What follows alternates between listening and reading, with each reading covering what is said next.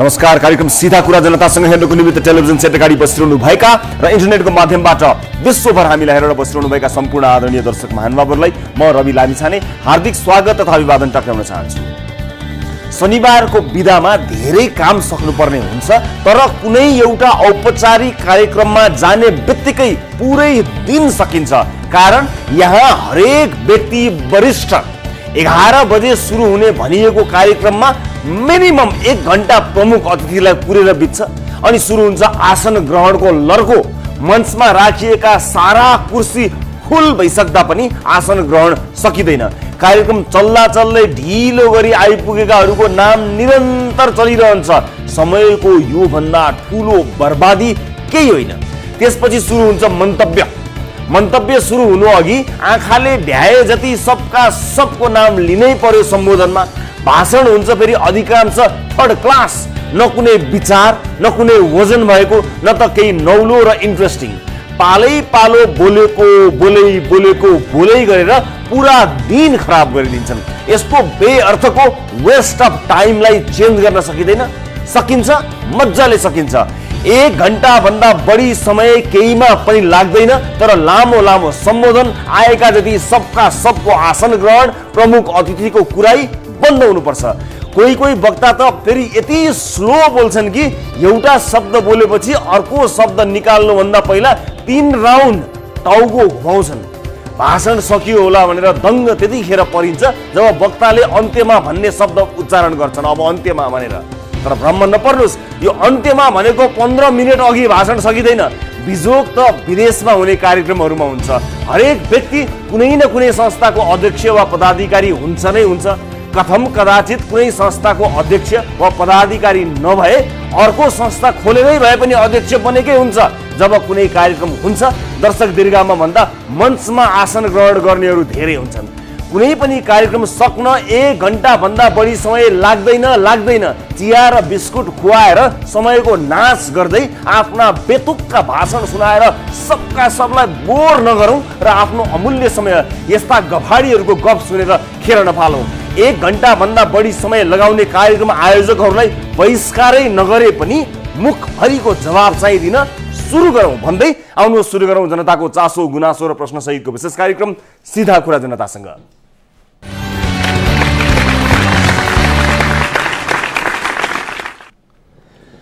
ब्रेकपछि स्वागत छ सम्पूर्ण आदरणीय दर्शक महानुभावहरूलाई कार्यक्रम सीधा कुरा जनतासँगमा। आज पनि अर्को एउटा विशेष श्रृङ्खला लिएर उपस्थित भएका छौँ न्युज 24 टेलिभिजनको स्टुडियोबाट लाइभ। आजको कार्यक्रममा विविध विषयमा कुराकानी गर्नेछौँ।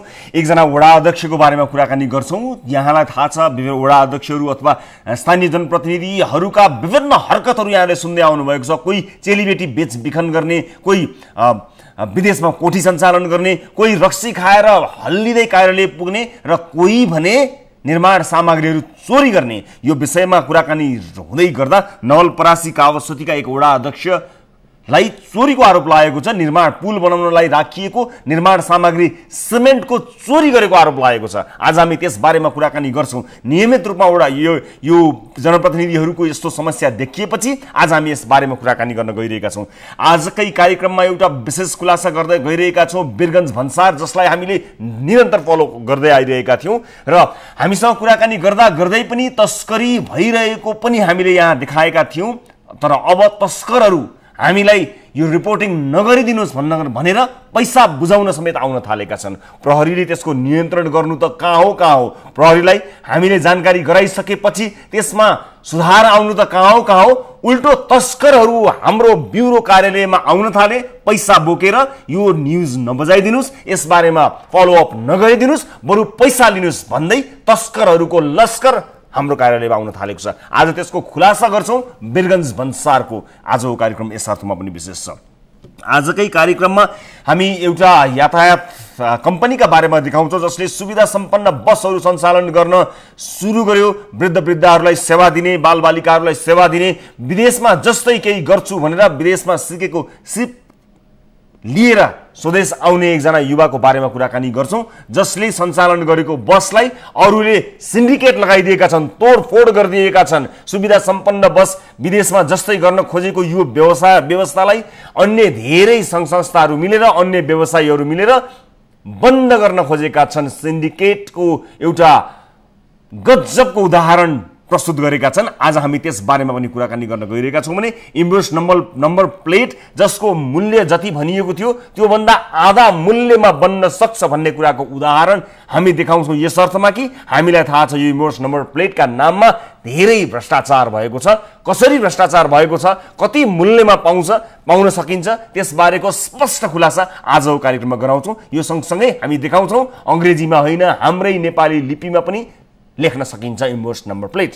सबभन्दा पहिला आजको पहिलो विषय, जनप्रतिनिधिहरूको ताल देखेर यस्तो लाग्दैछ कि मुलुकले विकासमा ठुलै फड्को मार्नेछ। कोही चेलीबेटी बेचबिखन गरी विदेशमा कोठी सञ्चालन गर्ने, कोही जाँड खाएर फिट्टान भएर कार्यालय जाने त कोही चोरी गर्ने। निर्वाचित मध्ये ठेकेदारहरू कति छन् तिनको हिसाब नगरौँ। नवलपरासीको कावासोतीमा निर्माणाधीन पुलबाट जनप्रतिनिधिकै संलग्नतामा सिमेन्ट चोरी भएको छ। कावासोती नगरपालिका वार्ड नम्बर 1 र देवचुली नगरपालिका वार्ड नम्बर 9 जोड्ने गरी निर्माणाधीन लोकाहाको भुटी खोला पुलको सिमेन्ट चोरीमा वडा अध्यक्षकै संलग्नता देखिएको छ। पुल निर्माणका लागि राखिएको 90 बोरा सिमेन्ट कावासोती नगरपालिकाका वडा नम्बर 1 का वडा अध्यक्ष नारायण पन्तको संलग्नतामा पुल निर्माणमा खटिएका सुपरभाइजर गोपाल थापा सहितका व्यक्तिहरूले मिलोमत गरी चोरी गरेपछि स्थानीय समेत आक्रोशित बनेका छन्। राति 12 बजेको समयमा वडा अध्यक्ष नारायण पन्तले स्टोरको चाबी खोल्न लगाएर ट्र्याक्टरमा लोड गरी सिमेन्ट लगेका थिए। पुल निर्माणकै क्रममा सिमेन्ट चोरी भएपछि पुल निर्माणको कार्य समेत प्रभावित भएको छ। यो रिपोर्ट हेर्नुहोस्।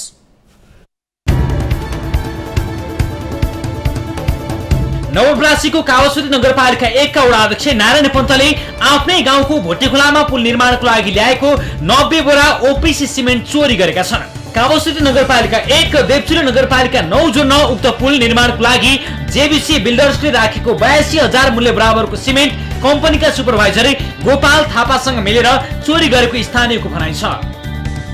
वडा अध्यक्ष जस्तो मान्छेले 2 क्वार्टर रक्सी खाएर आएर अनि त्यहाँबाट सिमेन्ट लोड गर भन्नुहुन्छ गोदाममा।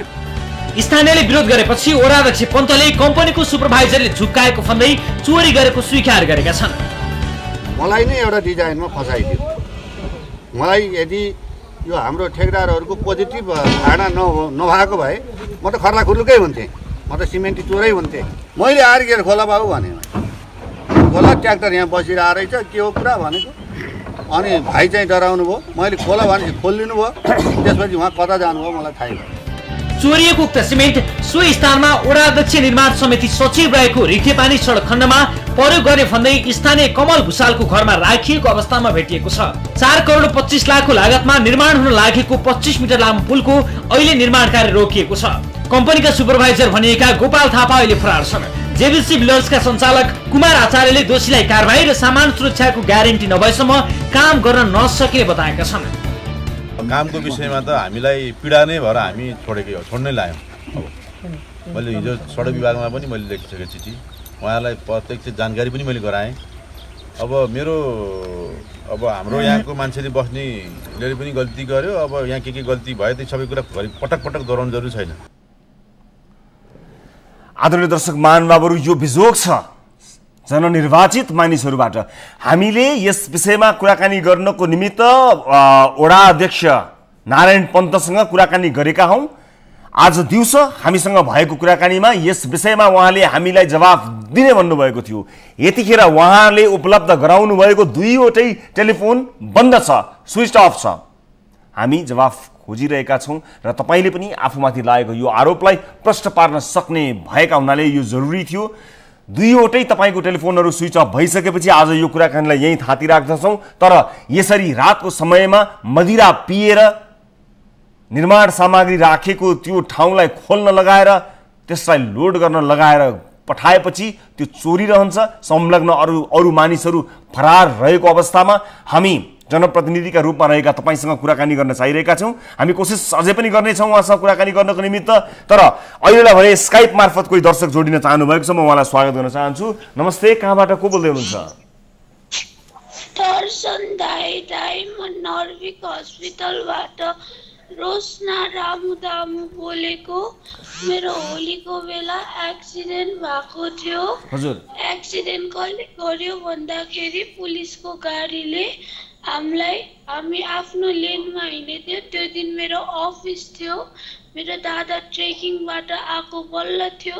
मैले दादालाई अफिस पुऱ्याइदिएँ भनेको थिएँ। त्यो पुलिसको गाडीले हाम्रो बाइकमा हान्यो। मेरो दादा लडेर उसको यस्तोमा स्टिल हालेको छ, यता स्टिच लागेको छ र खुट्टाभरि घाउ भएको छ। र म भनेको चाहिँ 99% चान्स मर्ने मान्छे मेरो डाक्टर गुरुले 1%ले मलाई बचाइदिनु भएको छ। म यसरी मेरो यहाँनिर अपरेसन टाँका यसरी पुरै लगाइदिएको छ। मेरो खुट्टामा पनि भाँचिएको छ। मेरो खुट्टा यस्तो छ दाइ, टाँकाहरू यहाँ सबै स्टिल छ मेरो खुट्टामा। मलाई एकदमै गाह्रो भएको छ। मेरो मुख पनि भाङ्गेको छ, यताको प्यारालाइज भएको छ, यताको फिल हुँदैन राम्ररी। तर मलाई पुलिसहरूले केही वास्ता गरेको चाहिँ केही छैन दाइ। कहिलेको घटना यो? कहिलेको घटना मलाई एकपटक बताउनुहोस्। रोशना भन्नुभयो तपाईँको नाम, कहिलेको घटना रोशना यो? होलीको दिनको दाइ। होलीको दिनमा कहाँ भएको रोशना यो रोशना यो घटना? कमलादीमा भएको, प्रभु ब्याङ्कको अफिसमा। कमलादी। अनि प्रहरीले अथवा यसमा प्रहरीको गाडीले एक्सिडेन्ट गराइसकेपछि तपाईँलाई के सरसहयोग गरेको छैन, वास्ता गरेको छैन भन्नुभयो? के भयो? 1 महिनामा आज बल्ल डिएसपी आयो हेर्नलाई मलाई। त्यो पनि मेरो सबै फ्यामिली गएर भेट्न खोजेको छ छोरीले, एकदम भेट्न खोजेको छ भनेर बल्ल आएको। खासमा चाहिँ मलाई कति चित्त दुखेको। मैले सुन्दा पहिला मलाई केही थाहा थिएन। मेरो मुख यस्तो हुन्छ दाइ, मेरो घाउ यस्तो भएको छ, मलाई कति गाह्रो भएको छ मलाई मात्र थाहा छ। म मरेर बाँचेको मान्छे हो दाइ। डक्टरहरूले राम्ररी उपचार गरिदिनु भएको भएर मात्र म बाँचेको। नभए सबैले भन्छ 99% चान्स चाहिँ म मर्ने छु रे, 1%ले म बाँचेको। यहाँबाट फुटेर पुरै रगत थियो रे, नाकबाट सबै रगत थियो रे, यो आँखा त यत्रो सुन्नेको थियो रे, मेरो रगत गएर दाइ यो हात यत्रो सुन्ने थियो, मुख यत्रो सुन्ने, सबै जान मेरो खुट्टा यत्रो ठुलो भयो रे बाँचेर। सबै स्टिल छ। कानमा नि अपरेसन भयो त मेरो कानबाट रगत आउँथ्यो। अस्ति न मेरो टाउको ठुलो अपरेसन गर्नुपर्छ भनेको र मैले धेरै आफ्नो टेककेयर गरेको भएर, मेरो फ्यामिलीहरूले धेरै टेककेयर गरेको भएर मेरो कानबाट रगत आउन छोड्यो। नभए मेरो ठुलो अपरेसन फेरि सुरु हुन्थ्यो। र के भनेको छ रोशना मलाई एकदमै दुःख लागेको तपाईँ यस्तो ठुलो दुर्घटनामा पर्नुभयो। तर खुसी यस अर्थमा लाग्यो कि डाक्टरहरू र परिवारको साथले तपाईँको जीवन रक्षा भएको छ। तपाईँ हामीसँग यसरी बोल्न सक्नुभयो र अस्पतालको शैय्याबाट तपाईँले बोल्नु भएको छ। हामी तपाईँसँग कुराकानी गर्दा गर्दै हाम्रो टिमको साथीहरूले हामीले कमल पोखरीका डिएसपी कुलदीप चन्दसँग सम्पर्क पनि गरेका छौँ। तपाईँ एकछिन होल्ड गर्नुहोला रोशना, हामी एकचोटि डिएसपी साहबसँग कुराकानी गर्छौँ है त, कुराकानी गर्छौँ है। हजुर डिएसपी साहब नमस्ते, स्वागत छ तपाईँलाई कार्यक्रममा। नमस्ते हजुर, नमस्ते। डिएसपी साहब भर्खरै हामीसँग रोशना रामुदामुजीले हामीलाई स्काइप मार्फत सम्पर्क गर्नुभएको छ। उहाँ यो कुरा सुनिरहनु भएको छ, उहाँ स्काइपमा हुनुहुन्छ। होलीको दिनमा प्रहरीको गाडीले दुर्घटना गराएर उहाँ अस्पतालको शैय्यामा हुनुहुन्छ, यस्तो हालतमा उहाँ हुनुहुन्छ जुन अहिले हामी देखिरहेका छौँ। उहाँले व्याख्या गरिरहनु भएको छ कसैले वास्ता गरेन रे यत्रो समयसम्म, तपाईँहरूको गाडीले उहाँको मोटरबाइकलाई ठक्कर दियो, त्यसबाट उहाँहरू घाइते हुनुभयो। आज बल्ल परिवारहरू गएपछि पुग्नुभयो रे, यो त अलि मानवीयताको खिलाफ भयो नि, अलि अमानवीय देखियो नि। के भन्नुहुन्छ सर यसबारेमा? रविजी त्यो होलीका दिनको दुर्घटना हो। त्यो दुर्घटना भए लगत्तै हामीले नै उहाँलाई ट्रमा सेन्टर पुर्याएका हौँ। म आफै स्वयं त्यो दिन पनि ट्रमामै छु है। अनि त्यहाँ गइसके पछाडि अनि उहाँहरूको आफन्त आउनु भएपछि पछि त्यो दिनभरि पनि हामी उहाँहरूको आफन्तसँगै छौँ। अनि त्यहाँ पछाडि हाम्रो ट्रमाले त्यसको उहाँहरूको ट्रिटमेन्ट गरिरहनु भएको थियो। दाइले चाहिँ मोटरसाइकल चलाइरहनु भएको, उहाँ चाहिँ पछाडिको प्यासेन्जर हो। अनि उहाँलाई चाहिँ अलिकति बेसी चोट यो रोशना बहिनीलाई चाहिँ बेसी चोट अनि भाइलाई चाहिँ तिनको तुलनामा चाहिँ अलिक कम चोट भएको अवस्था हो अनि रोशना बहिनीको ट्रिटमेन्ट त्यहाँ आइसियुमा राखेर उपचार गर्नुपर्ने अवस्था ट्रमाले भनेपछि ट्रमामा त्यति नै आइसियु उपलब्ध नभएपछि यो नर्भिक हस्पिटलमा ट्रान्सफर गरिएको हो नर्भिक हस्पिटलमा भोलिपल्ट पनि त्यस उहाँको ट्रिटमेन्ट गराउँदा त्यहाँ डिपोजिट नभइकन ट्रिटमेन्ट नगराउने भनेर नर्भिकले भनिसके पछाडि फेरि हामी नै गएर नै त्यो ट्रिटमेन्टको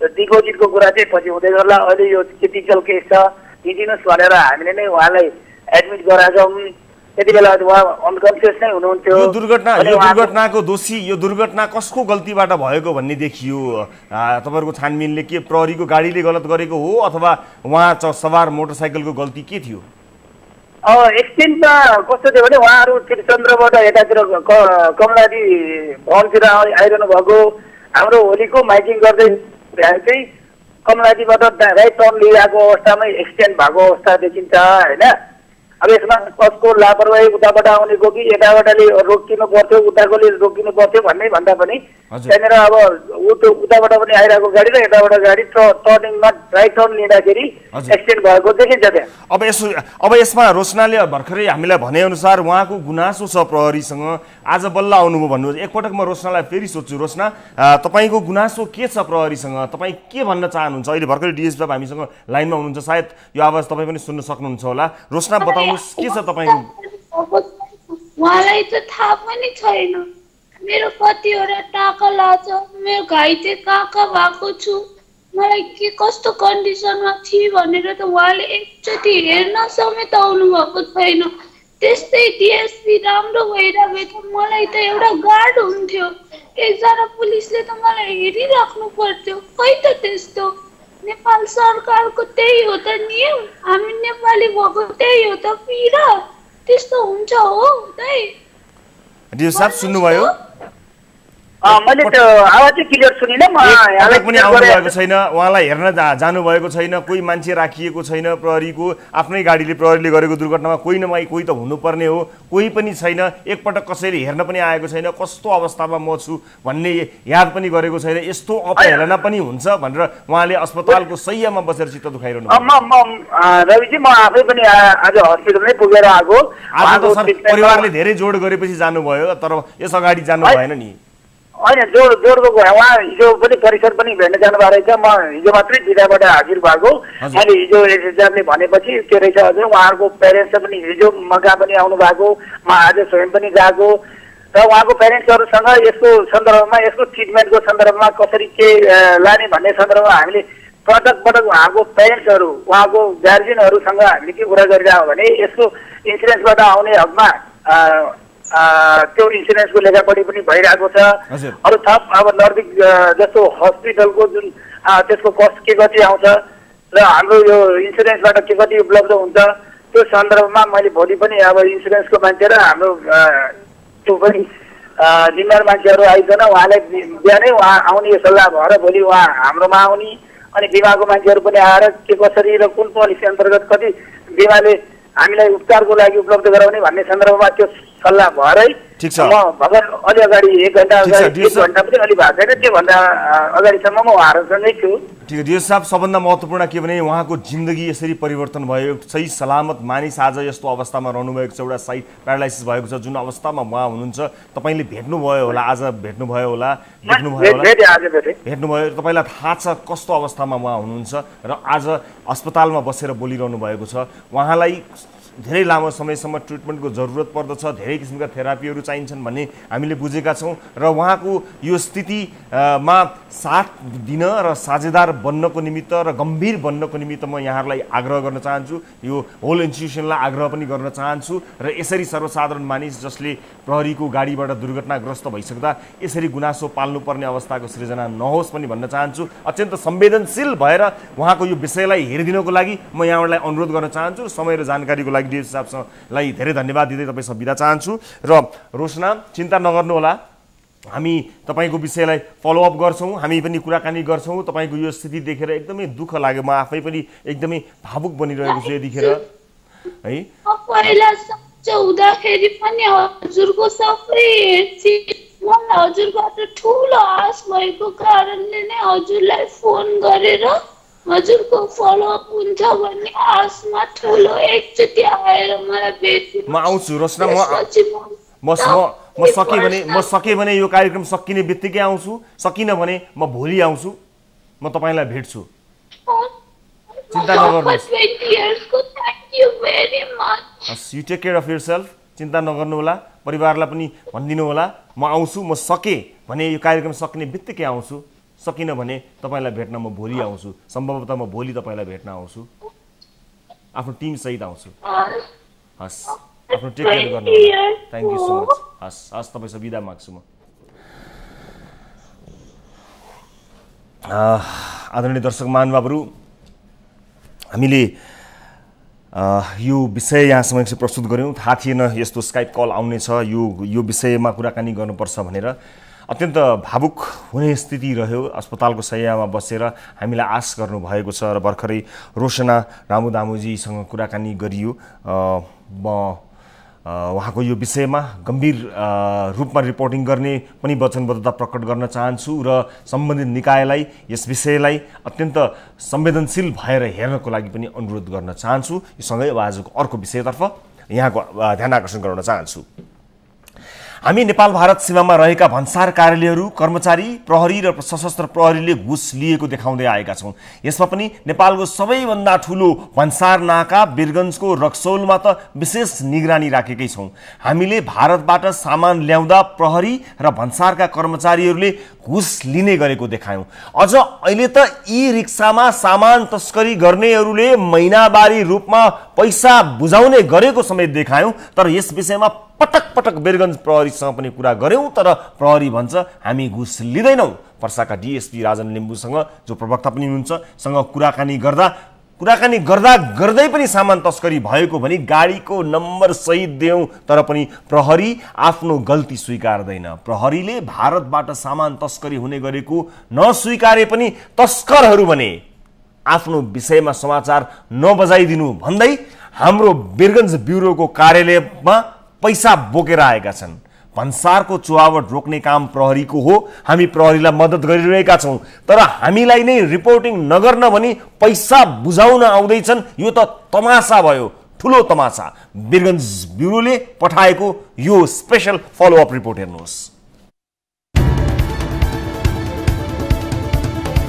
वीरगन्ज भन्सारसँगै नेपाल भारत नाकामा खटिएका सुरक्षा निकायको मेलुमतमा नै राजस्व चुहावट हुँदै आएको विषयमा पटक पटक रिपोर्टिङ गरिरहेका छौँ। गत श्रृङ्खलामा यो विषयमा पर्सा प्रहरी प्रवक्ता राजन लिम्बूले लाइभ कार्यक्रममा यस्तो नभएको दावी गरेका थिए। होइन, त्यो त्यहाँ अब हजुरले जति भन्नुभयो हजुर त्यो छैन। त्यो मैले कतिलाई पनि भनेको छु भने धेरै मिडियाको साथीहरूलाई, तपाईँहरू त्यहाँ फिल्डमा जानुहुन्छ, फिल्डमा जाँदाखेरि यस्तो भयो उस्तो भयो भनेर पछि भन्नुहुन्छ। इमिडिएट त्यतिखेर ल यस्तो भइरहेछ तुरन्त समात्नु पर्यो, अथवा यो भनेपछि तुरन्त हामीले 2 मिनटको समात्छौँ।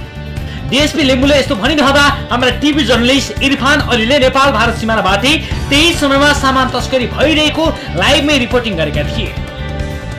भन्सारबाट ना 2 ख 8459 नम्बरको टेम्पोमा अहिले माल लोड भइरहेको अवस्था छ र यहाँबाट माल गइरहेको अवस्था छ। यी रिक्सामा सामान तस्करी भइरहेको प्रहरीले स्वीकार नगरे पनि तस्करी गर्नेहरू भने समाचार प्रसारण नगरिदिन भन्दै विभिन्न बाटा खोजिरहेका छन्। हामीले यसरी रिक्सामा तस्करी हुने सामान कसको भने फेरि फलो गर्यौं। यो सामान हरेन्द्र पटेलको रहेछ। हामीले यसरी सामान तस्करी भइरहेको छ भने तिनै डिएसपी राजन लिम्बूलाई जानकारी गरायौं, तर उनले सामान तस्करी रोक्न कुनै चासो देखाएनन्। बरु सामान तस्करी गर्ने व्यक्ति यसो नगरिदिन भन्दै हाम्रै ब्युरो अफिस खोज्दै आए। मैले घण्टा घरमा ले या त म पनि त घण्टे घरमा छु त। घण्टा घर आऊ अफिसतिर नि बाहिर हुनुहुन्छ? अफिसमै छु, अफिसमै। र केही छिनमै उनी हाम्रो वीरगन्ज ब्युरो कार्यालयमा आएर समाचार नबजाइदिन भन्दै 5000 रुपैयाँ दिए। यो हेर्नुहोस्। चौकी पे अपने 30,000 40,000 कहाँ को चौकी 30,000 5,000 रुपये देना हालत खराब होता है। 5,000 में कौन चौकी अपने में रहता है? कौन बड़े काम होता है? देखिए ज्यादा बड़े कारोबार कर रहा हूं। सहयोग भाई के ऊपर सहयोग करने की संपत्ति कर रहा है। हम भाई बहुत भाई सब अब नहीं लेकर सोया करना ना भाई ठीक है एक दाई सुनी ना ये रखना ले फिर हम 5 बजे आगे जो हम यो दाई को सही कर भाई त नराखिदैन प्लिज दाई। भन्सारका आलीमा भारतबाट सामान ल्याउने व्यक्तिहरूसँग प्रहरीले पैसा उठाएको हामी देखाउँदै आएका छौँ। यसरी सीमामा खुलेआम घुस लिएको देखाएपछि अहिले भने प्रहरीले घुस लिने तरिका परिवर्तन गरेको छ। वीरगञ्ज भन्सारमा प्रहरीले सामान तस्करी गर्नेहरूसँग महिनावारी रूपमा पैसा लिने गरेको छ। दर्शक महानुभावहरू, यो विषयमा कुराकानी गर्न हामीले टेलिफोन सम्पर्कमा फेरि ल्याएका छौँ पर्सा जिल्लाका डिएसपी एवं प्रवक्ता राजन लिम्बुलाई। तर म जानकारी लिँदैछु, मास्टर कन्ट्रोल रुममा भएका साथीभाइहरूसँग कुराकानी गरिरहेको छु। मलाई जानकारी भएअनुसार उहाँ टेलिफोन लाइनमा आउनु भएन। उहाँले एसपी साहबलाई भन्नुभयो एसपी साहबको फोन लागिरहेको छैन। बारम्बार हामीले देखाइरहेका छौँ भन्सारमा यस्तो हरकत यस्तो नाटक चलिरहेको छ भनेर। हामी जहिले जान्छौँ त्यहाँ त्यस्तै हुन्छ, तर कोही मान्न तयार छैन, कोही त्यसमा सुधार ल्याउन तयार छैन। धेरैलाई आफ्नो भाग लिएर शान्त बस्नु छ। यो कुरा भन्ने सामर्थ्य यस कारणले राखेका छौँ कि हामीले पटक पटक देखाइसकेका छौँ भन्सारमा के हुन्छ भन्ने कुरा। हुँदा प्रहरीलाई खबर गरिसक्दाखेरि पनि तस्करी गर्ने मान्छे हाम्रो ब्युरो अफिसमा आएर पैसा दिन सुरु गर्न थालिसके, जसको भिडियो हामीले तपाईँहरू समक्ष देखायौँ। यो आँट यो साहस तस्करहरूको कसरी हुन्छ थाहा छैन। यसरी पत्रकारहरूलाई नै पैसा खुवाउन खोज्नेहरू बाँकी ठाउँहरूमा पैसा खुवाउँदैनन् होला। र जब यो विषय नियन्त्रणभन्दा बाहिर गइरहेको छ भनौँ, अथवा यो चिज तस्करहरूले तस्करी गर्न छोडिरहेका छैनन् भने यसबाट के अर्थ लगाउने? सबको मुखमा बुझो लागेको छ। बुझो पैसाको, पैसा तिरेपछि पैसा खुवाएपछि यहाँ जे पनि हुन्छ भन्ने कुराको नाङ्गो उदाहरण हामीले प्रस्तुत गरेर देखायौँ। हामी कुराकानी गर्छौँ, बारम्बार गरिरहेका छौँ, तबसम्म हामी फलोअप गर्छौँ जबसम्म यो चिज रोकिँदैन, यो नाङ्गो नाच बन्द हुँदैन। अहिले ब्रेकको बेला भएको छ। ब्रेकपछि अन्य विविध विषयहरू लिएर यहाँहरू समक्ष आउनेछौँ। न्युज 24 टेलिभिजनमा तपाईँ हेर्नु भएको छ कार्यक्रम सिधा कुरा जनतासँग।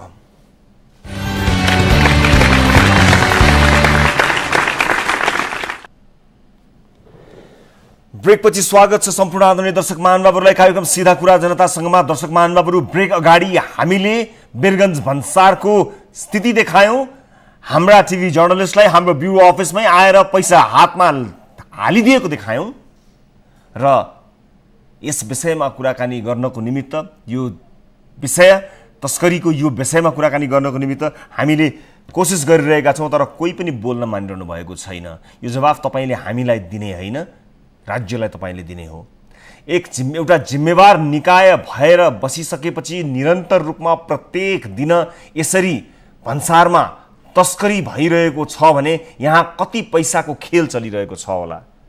यहाँ सामान तस्करीको मात्र कुरा छैन, मुलुकको सुरक्षाको कुरा छ। त्यही ठाउँबाट मानिसहरूले जे पनि तस्करी गर्न सक्छन्। ती सामानहरू चेक गर्नुपर्ने जिम्मेवारी कसको? हात हतियार आउन सक्दछन्, लागु औषधहरू आउन सक्दछन्। त्यसले यो समाजलाई कता लैजान्छ? यति संवेदनशील विषयलाई किन यति अटेर गरिएको होला? किन यसरी एकदमै लाइटली लिइएको होला? हामीले बुझ्न सकिरहेका छैनौँ। तर तबसम्म फलो गरिरहन्छौँ जबसम्म यो नाङ्गो नाच बन्द हुँदैन। कसैले पनि जवाफ दिन मान्नु भएको छैन। हामी यसलाई फलोअप गर्नेछौँ। अब आजको अर्को विषय, यो मुलुक छोडेर जानेहरू धेरै भए तापनि मुलुकमै केही गर्छु भनेर फर्केर आउनेहरू पनि कम छैनन्। आफूले कमाएको ज्ञान, सिप र पैसा आफ्नो मुलुकमा लगाउन भनी जोसका साथ स्वदेश फर्किनेहरूको संख्या दिनानुदिन बढ्दो छ। तर यसरी आएकाहरूलाई यति हैरान पारिन्छ कि अधिकांश मानिसहरू वाक्क दिक्क भएर फेरि विदेश फर्कन बाध्य हुन्छन्, बाध्य पारिन्छन्। यहाँको सिस्टम, ढिलासुस्ती, सिन्डिकेट र घुसखोरीले मानिसलाई यति हैरान पार्छ कि केही गरौँ भन्ने जोस केही समयमै मर्छ। तिनै मध्येका एक युवा हुन् मोहन श्रेष्ठ।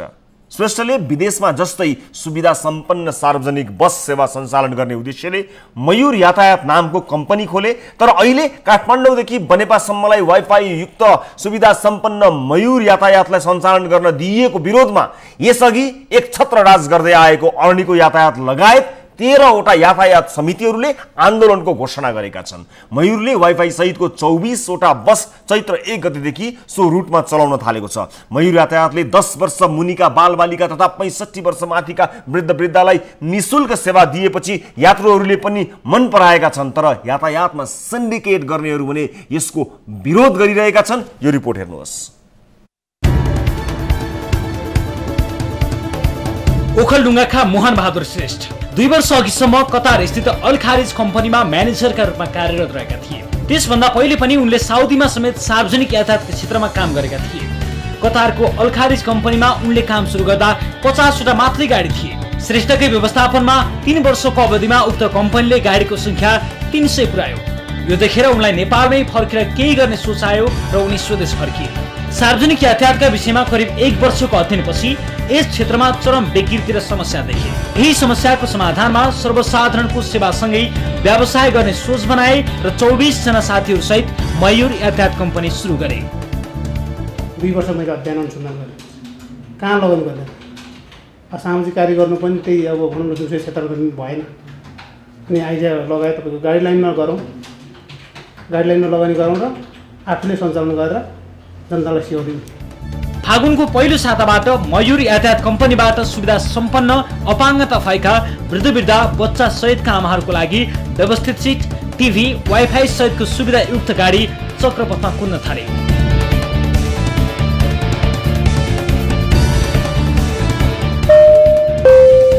कृपया बस पूर्ण रूपमा नरोकिएसम्म झर्ने तथा उक्लिने नगर्नुहोला। सर्वसाधारण यात्रु गुणस्तरीय सेवा पाएकोमा मक्ख थिए। तपाईँको अरूमा भाडा दर बढी छ, यसको भाडा दर सस्तो छ। अनि आमा बच्चाको लागि एउटा सिट प्याकेजमा राखिदिएको छ। अनि महिला सिट त अरूमा पनि छ, यसमा पनि छ, ज्येष्ठ नागरिक यसमा पनि छ, अरूमा पनि छ। अनि अर्को भनेको यसमा कम्फर्टेबल सिट छ।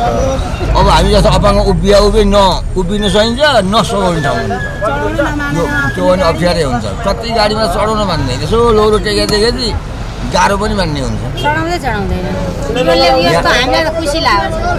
यस्तै चाहिँ सुविधा भएको चाहिँ यातायात अरू पनि हामीलाई हुनु पर्यो र यी असुविधाका यी खतरा गाडी चाहिँ हटाउनु पर्ने हुन्छ।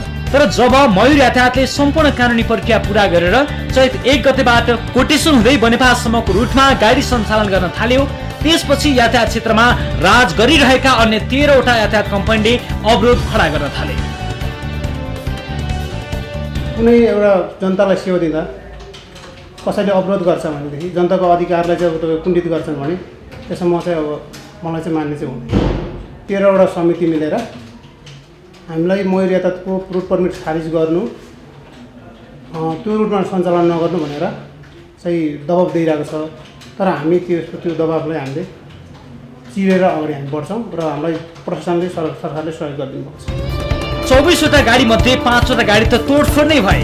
अरण्यको राजमार्गमा सिन्डिकेट नै चलाएका अरण्यको यातायात सेवा समिति, काभ्रे बस व्यवसाय संघ, काभ्रे मिनी बस सेवा समिति, हेलम्बु यातायात सेवा समिति, हिमाल तराई यातायात सेवा समिति, बागमती टिप्पर व्यवसाय संघ, मध्य उपत्यका बस व्यवसाय संघ, भक्तपुर मिनी बस सेवा समिति, भक्तपुर ट्रक व्यवसाय संघ, मध्यपुर सद्भाव समिति, नयाँ बाटो ठिमी सद्भाव समिति, उत्तरी पूर्व यातायात संघ र माथिल्लो सगरमाथा यातायात व्यवसाय संघले त मयूर यातायात कम्पनीको इजाजत खारेज हुनुपर्ने भन्दै आन्दोलनको घोषणा नै गरेका छन्। जिल्ला प्रशासन कार्यालय, यातायात व्यवस्था विभागदेखि गृह मन्त्रालयले समेत मयूर यातायात निर्बाध चल्न पाउने र अवरोध गर्नेलाई कारबाही हुने बताइरहेका छन्। तर अन्य यातायात समितिले 21 गतेबाट कोटेश्वर पूर्व चल्ने गाडी बन्द गर्ने धम्की दिइरहेका छन्। अचम्म त के भने यो आन्दोलनमा यातायात व्यवसाय महासंघका केन्द्रीय अध्यक्ष योगेन्द्र कर्मचारी पनि संलग्न छन्। यो क्षेत्रमा यसअघि पनि साझा यातायातले ठूला बस सञ्चालन गर्दा यी बस व्यवसाय समितिहरूले विभिन्न अवरोध खडा गरेका थिए। दर्शक महानुभावहरू, सुविधा सम्पन्न बसहरू सहरमा चलुन्, मानिसहरूले सेवा पाउन्, सुविधा पाउन् र जो भएका छन् तिनले पनि आफ्नो सुविधालाई बढाउँदै लैजाउन्, अपग्रेड गर्दै लगुन्, यही नै सर्वसाधारण मानिसको चाहना हो। तर दादागिरी देखाएर सिन्डिकेट कायम गरेर व्यवसाय गर्न खोजियो भने यो मुलुक, यो समाज कसरी अगाडि बढ्छ? हामीले यस विषयमा कुराकानी गर्ने प्रयास गरिरहेका छौँ। नेपाल यातायात व्यवसायी राष्ट्रिय महासंघका अध्यक्ष योगेन्द्र कर्मचारीलाई, जो यस आन्दोलनमा यसको विरोधमा यो मयूर यातायातको विरोधमा पनि उभिनु भएको भन्ने जानकारी आएको थियो। तर उहाँसँग टेलिफोन सम्पर्क हुन सकिरहेको छैन, उहाँसँग कुराकानी गर्न सकिरहेका छैनौँ र अब भने आजको अर्को विषयतर्फ लागिरहेका छौँ। आजको कार्यक्रममा कुराकानी गर्ने मानिसहरू धेरै देखिनु भएको छैन। एनिवेज अब आजको अर्को विषयतर्फ लिएर जान्छु। सरकारले विशेष खालको विद्युतीय चिप राखिएको इम्बोस नम्बर प्लेट लागू गर्यो, तर सर्वोच्च अदालतले सरकारले नेपाली लिपिमा नभई अङ्ग्रेजी भाषामा इम्बोस नम्बर प्लेट लागू गरेको भन्दै इम्बोस नम्बर प्लेट लागू गर्न तत्कालका लागि रोक्ने आदेश दियो। यातायात व्यवस्था विभागको भने नेपाली लिपि सफ्टवेयरले नलिएको र अङ्ग्रेजीमा विदेशीले पनि बुझ्ने भएकाले यसो गरिएको भन्ने तर्क छ। तर सब चलिरहँदा हाम्रा दर्शकले भने नेपालीमै इम्बोस नम्बर प्लेट बनाउन मिल्ने भन्दै नेपाली लिपिमा इम्बोस नम्बर प्लेट बनाएर देखाएका छन्। यो नम्बर प्लेट यातायात व्यवस्था विभागले तयार पारेको नम्बर प्लेट भन्दा आधा सस्तो र राम्रो हुन जान्छ। यो रिपोर्ट हेर्नुहोस्। यातायात व्यवस्था विभागले भाद्र 5 गतेदेखि सवारी साधनमा एम्बोस नम्बर प्लेट जडान सुरु गर्यो। एम्बोस नम्बर प्लेटमा उल्लेख गरिएको अङ्ग्रेजी भाषा भने विवादित बन्यो। साथै प्रादेशिक संरचना कार्यान्वयनमा आइसक्दा पनि एम्बोस नम्बर प्लेटमा अञ्चलकै नाम उल्लेख गरिएपछि एम्बोस नम्बर प्लेट थप आलोचित बनेको छ।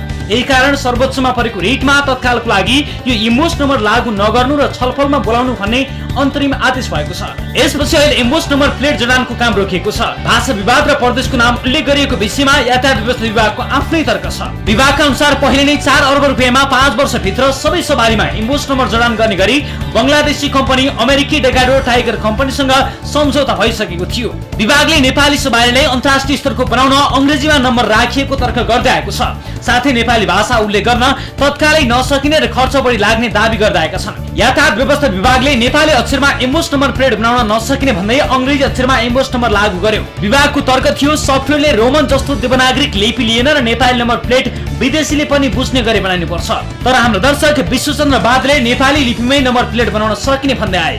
उनले नेपाली लिपिमा इम्बोस नम्बर प्लेट बनाएरै देखाएका छन्। यो नम्बर प्लेट यातायात व्यवस्था विभागले बनाउने नम्बर प्लेट भन्दा 50% सस्तो हुन्छ। एसियाका विभिन्न देशका सवारीमा इम्बोस नम्बर प्लेट बनाएको सिङ्गापुरको बे कम्पनीको नेपाल चेनका रूपमा रहेको भर्टेक्स कम्पनीले यो प्लेट नेपाली 1500 रुपियाँमा निर्माण गर्न सक्ने दाबी गरेको छ। यो म्याक्सिमम 1500 मा बन्छ। 1500 मा यो बन्छ। त्यो भन्दा 1500 मा हामी चाहिँ गर्न सक्छौँ। उनले देखाएको इम्बोस नम्बर प्लेटमा नेपाली भाषा प्रयोग गरिएको छ भने नेपालको झण्डा पनि राखिएको छ। गाडीको सम्पूर्ण विवरण सहितको चिप्स पनि राख्न सकिनेछ। त्यसको र यसमा केही पनि फरक छैन। त्यो पनि इम्बोस हो, यो पनि इम्बोस हो। त्यसमा अब चिप्सको कुरामा चाहिँ तिनीहरूले सिसामा राखेछ, हाम्रो चाहिँ सिसामा होइन, यसैमा चाहे पनि यसैमा पनि राख्छ। यहाँ हलोग्राम राखेर नेपालीको लाली गुराँसको चिन्ह राखेछ। त्यसको ठाउँमा हामी ऊ पनि राख्न सक्छौँ, मतलब चिप्स र गाडीको चाहिँ कतिदेखि कतिसम्म भ्यालिडिटीको स्टिकर रजिस्ट्रेसन पनि राख्न सक्छौँ। यसबाट स्पष्ट हुन्छ इम्बोस नम्बर प्लेट लागू गर्न ठूलो आर्थिक चलखेल भएको छ। दर्शक महानुभावहरू, जति पनि सकिन्छ बढीभन्दा बढी मूल्यहरू राखेर सरकारी स्रोतको दोहन गर्ने ठाउँहरू जताततै देखिन्छन्। कतिपय ठाउँमा सामान खरिद गर्दा समेत बजार मूल्यभन्दा दोब्बर तेब्बर पैसा राख्ने अनि त्यसको टेन्डर निकाल्दा कुनै एउटा पत्रिकामा झुक्क्याएर टेन्डर निकाले जस्तो गर्ने यस्ता खेलहरू सामान्य हुन्। यही खेलको रूपमा रहेको यो इम्बोस नम्बर प्लेटको खेल सार्वजनिक भइ नै सकेको छ र नेपालीमै हाम्रै भाषामा इम्बोस नम्बर प्लेट बनाउन सकिन्छ र अहिले तोकिएको मूल्यभन्दा 50% कममा आधी पैसामा गर्न सकिन्छ। तर किन गरिएको छैन, किन भएको छैन? एउटै कम्पनीले मात्र होइन, धेरै कम्पनीहरू छन् जसले गर्न सक्दछन् तर गर्न दिइएन, गरिएन। दोब्बर मूल्यमा गरियो। त्यहाँ धेरै चलखेल छ। धेरै मानिसहरूले आफ्नो पैसा कमाउने बाटो बनाए। यदि साँच्चै नै इच्छा शक्ति हुने हो भने आधी पैसामा बनाएर देखाइदिने मानिसहरू चुनौती दिइरहेका छन् र हामी पनि सरकारवालालाई चुनौती दिन चाहन्छौँ। कृपया ध्यान दिएर यो रिपोर्टलाई हेर्नुहोला र सम्बन्धित व्यक्तिहरूसँग सम्पर्क गर्नुहोला। राज्य कोषको यो चरम दोहनलाई बन्द गरिदिनुहोला। सम्बन्धित मन्त्रालयलाई हामी गम्भीर ध्यान आकर्षण गराउन चाहन्छौँ भन्दै आजका लागि कार्यक्रमबाट बिदा लिने बेला आइसकेको छ। विभिन्न रिपोर्टहरूमा आज धेरै महानुभावहरूले फोन उठाउन चाहनु भएन, कुरा गर्न चाहनु भएन। तर आज कुराकानी गर्न नचाहनु भएका महानुभावहरूलाई हामी आगामी कार्यक्रमका लागि कुराकानी गर्ने अनुरोध गरिरहेका छौँ र विभिन्न विषयको फलोअप प्रस्तुत गर्ने नै छौँ भन्दै कार्यक्रमबाट बिदा लिने बेला आइसकेको छ। कार्यक्रम सीधा कुरा जनतासँगको आजको श्रृङ्खलाबाट सम्पूर्ण युनिटका साथमा 10 औँला जोडेर नमस्ते रवि लामिछानेको।